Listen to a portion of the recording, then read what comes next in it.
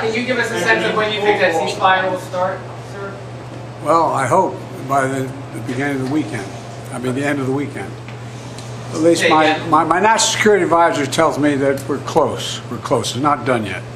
And my hope is by next Monday we'll have a ceasefire. So our goal is to achieve a deal to reach a humanitarian pause and the release of hostages as soon as possible. Certainly we would welcome getting one by this weekend. What I can say about the overall progress is that we made significant progress towards an agreement last week when we had officials from the United States government engaging in the region. We continue to pursue further progress this week. If we got a temporary ceasefire as soon as this weekend or as soon as early next week, just looking at logically how that would proceed, that would extend over the course of Ramadan. So obviously we're trying to reach it as soon as possible. If we were able to reach it over Ramadan or before Ramadan, that would extend through Ramadan and would provide an outcome that I think would help alleviate the suffering of the Palestinian people. And as I said, get hostages out. So we will continue to pursue it and try to get it as soon as possible. We're closer today than we were yesterday, but no, the I's haven't been crossed and the T's haven't been dotted. As I said, we don't have a deal.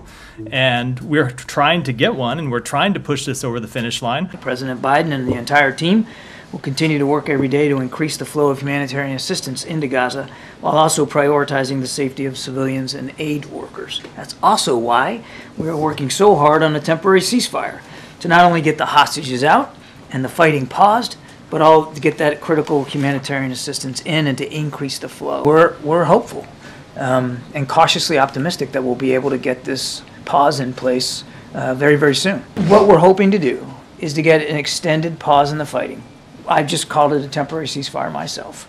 That would allow for several weeks, hopefully up to 6, where there would be no fighting so that we can get all the hostages out, increase the flow of humanitarian assistance, but just as critically, get the fighting stopped so that there's no more civilian casualties and there's no more damage to civilian infrastructure.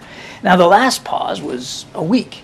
What we're hoping for is much more aggressive than that. And as we've said before, we also hope that if we can get that in place and both sides can abide by it for the course of several weeks, maybe up to 6, that maybe that could lead to something more in terms of a better approach to end the conflict writ large. We don't want to see one more person, an innocent person, killed in this conflict, which is, again, why this 6-week or so pause could be so effective in terms of reducing the number of civilian casualties and giving us some breathing space to get more humanitarian assistance in and potentially talk about an end to the conflict.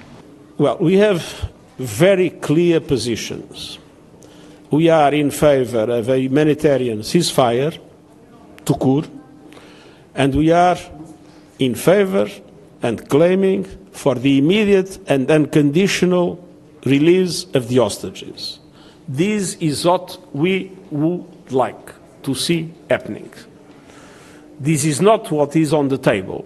What is on the table at the present moment is a negotiation aiming at a progressive release of hostages and some interruption of the fighting. Not being our objective, our final objective, we fully support any efforts that will lead to the liberation of hostages and to the reduction of the suffering of the Palestinian people.